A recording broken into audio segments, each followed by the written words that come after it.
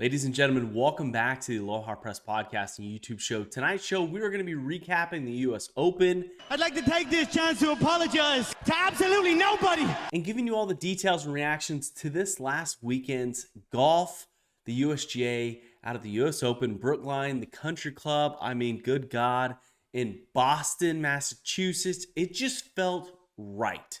And the craziest thing about this championship was leading up to this major championship, there was no talk of it. There was no talk about the golf course. There was no talk about the players in the field. The only talk and the only drama that we had all entire these last 2 weeks had everything to do with LIV Golf and the PGA Tour. But as Mike Whan taking over the USGA as president and CEO, I recognize that he did a phenomenal job with the US Open product. It's one of those things that you look back at the USGA event and you recognize that it is constantly a ploy, a diploma of just pure carnage. At times, pushing a golf course that is quite unfair to a point where the greens are just dead. But not this week. This week was a true test of major championship golf. I mean, it helped to have the weather and the wind on Saturday and Sunday to make the conditions incredibly difficult. But let's get into it. Matthew Fitzpatrick is your U.S. Open winner. First time here in the United States. He's a multiple-time winner, but he's the first-time major champion. And you got to look at him and recognize there's two things that are going for him. And there's two things that can be the most relatable thing to his game. To you and I. We have the ability to go out and buy those ugly-ass Skechers golf shoes. Oh, you know, they look like my co-host's golf shoes at one point in time in his career. And we made fun of him for that. But that's the way it goes. Matthew Fitzpatrick, I mean, goes out there and plays absolutely incredible golf. Putts his fucking ass off, except on hole 11 where he three-putted. But he did it with a Yes putter. I don't even know where to buy a Yes putter. I don't even know where, is he sponsored by them? Like what? It's just a lot of questions. But at the end of the day, if you had to take away two things from Matthew Fitzpatrick, you've got to recognize his bunker play on 18 and just his sheer tenacity to go out there and hit the long ball. I mean, the dude was driving it past Dustin Johnson this week. And it looked and felt good on the short par 4, 300 yards. The dude stuffs it onto the green. And what shocked me the most this week at the US Open was Matthew Fitzpatrick was just purely a better iron player than the rest of the field. I mean, he had some damn good competition. I mean, you got Will Zalatoris, the guy who just absolutely does not miss a top 5 in the fucking major championships.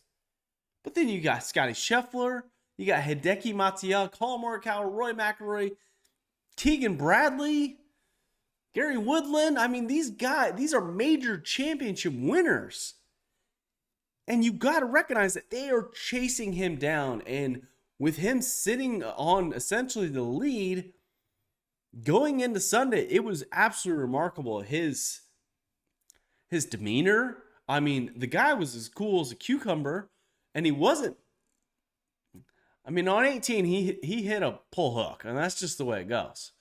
But then on 15, he just pumped it dead right into the tents and got an incredible lie. Did everything bounce his way this week? Absolutely. I think you have to have everything go your way. You've got to get great breaks, great luck to win the US Open. But what impressed me the most was under a pressure-packed 18th hole where Will Zalatoris is sitting in the middle of the fairway ready to just drop a wedge to about 15 feet and give himself a chance to get into a playoff. Matthew Fitzpatrick hit one of the best bunker shots I've ever seen. And we're going to continue to see it for the next however long I'm alive and however long I'm covering the USGA US Open. Because, good God, let's take a look. All right, let's just take a look at Matthew Fitzpatrick's bunker shot on 18.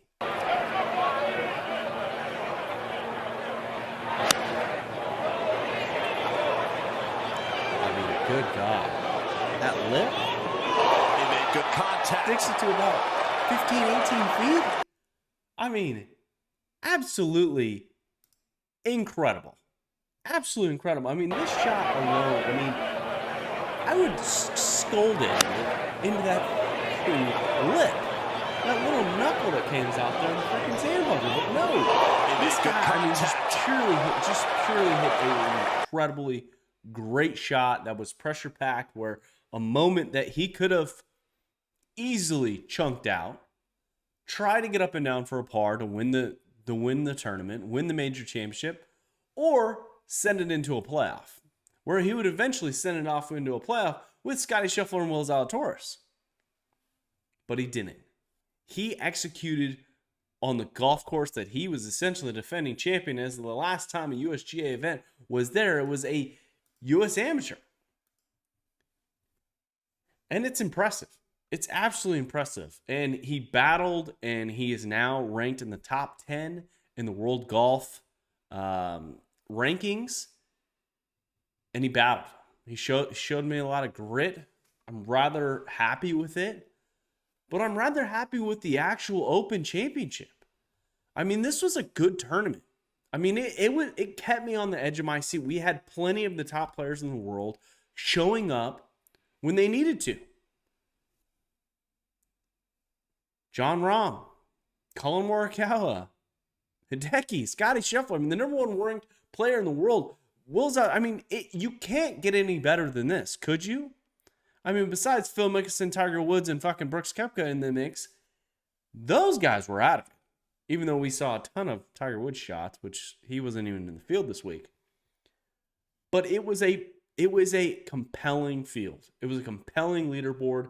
And as soon as day one kicked off, it just seemed like all the drama and all the nonsense with LIV and the PGA Tour was gone. And that's what I love about Major Championship golf. It is solely about the Major Championship. It's about winning one of the 4 major championships. There's 4 tournaments a year that these guys amp up to play. And this is one of them. One of the hardest tests in golf. And we saw it. I mean, this golf course, I mean, I'm really disappointed that the USGA is not coming back here anytime soon. I love the actual layout of the course. I like the history. I like the the old racetrack, old horse racetrack was in play at some times. I liked some of the shorter holes. I really enjoyed the short par 4s. I enjoyed the short par 3 where it was like 140 yards downhill. And I enjoyed the amount of rough that was there. It was challenging, but I think it was fair.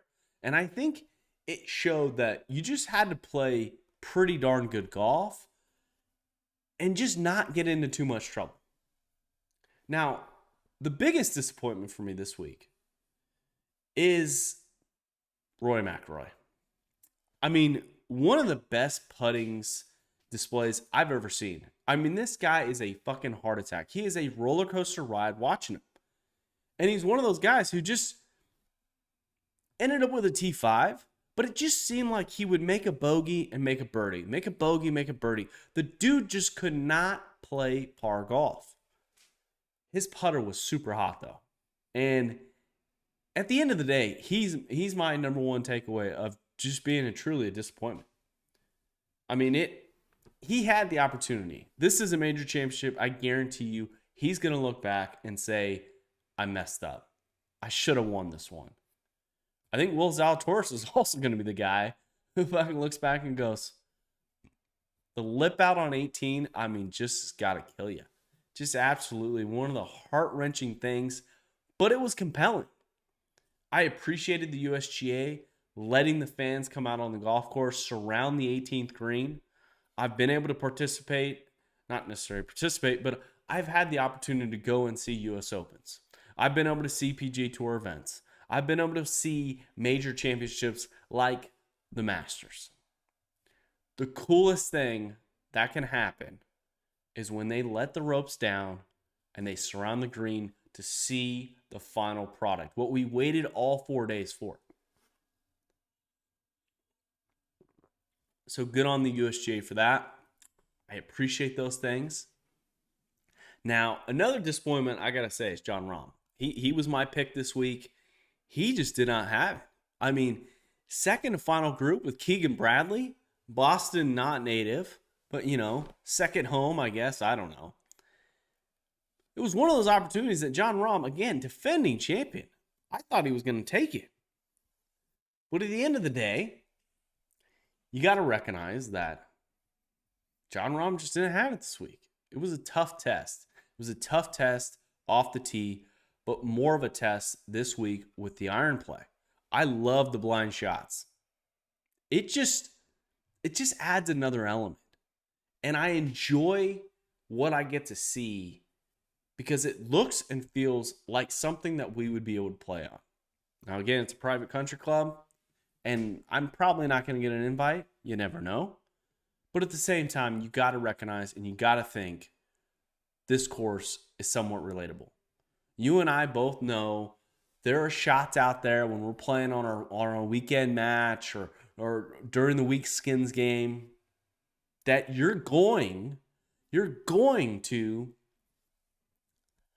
have those. You're going to have those shots where it's tough, where you just can't see the landing area. You're not going to be able to see, the actual green when you hit your iron shot. I thought that was really cool.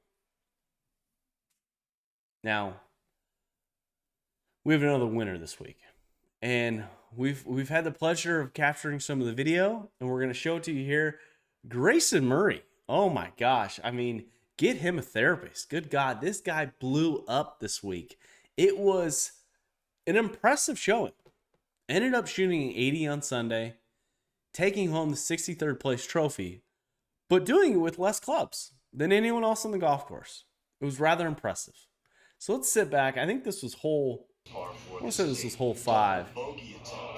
Mr. Murray, unfortunately, is putting for like double bogey, and he does one of the most impressive tomahawk throws, his fucking putter into the side of the hill, and then has to go chase it. I thought it was hilarious. I thought that was good. I think that was good golf. I mean, we've all played with the psychopath. We've all played with a guy who breaks a couple clubs during the round. And Grayson Murray was the guy this week. He wasn't the only one slamming clubs. Rory McIlroy showed that on Thursday. But look at this snap. I mean, right over the knee. I mean, pure clean snap of the club. It's rather impressive. And the U.S. Open's going to give that to you. It's going to show you the frustration. It's going to show you some of the disappointment that these guys have when they miss the fucking green. And Grayson Murray, thank you. You gave some context. You gave some frustration. You looked like everyone else this weekend playing golf. Just a bit frustrated, pissed off, and disappointed with the overall performance on Sunday. Now that's the U.S. Open. In a month now, we're going to have the Open Championship at the Old Course. Tiger Woods has been seen without his leg sleeve. His leg looks horrible. It looks like a shark has bitten out of his leg. But it's interesting to see the last major championship is less than a month away. And this year has been an absolute blessing of great golf. Lots of drama, and I look forward to the U.S. Open. I look forward to the Open Championship. But I also look forward to seeing Tiger Woods, Phil Mickelson back, seeing a couple other guys who are going to be involved in this live golf thing that's going on. I mean, it seems like there's just been a multitude of players who are defecting from the PGA Tour and have now ventured out to live golf.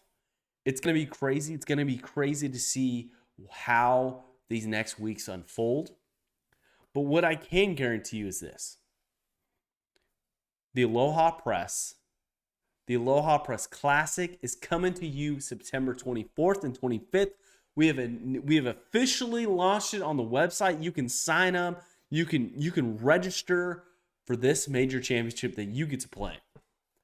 And we've added some tweaks. We've added some course changes, but we've also added some cash.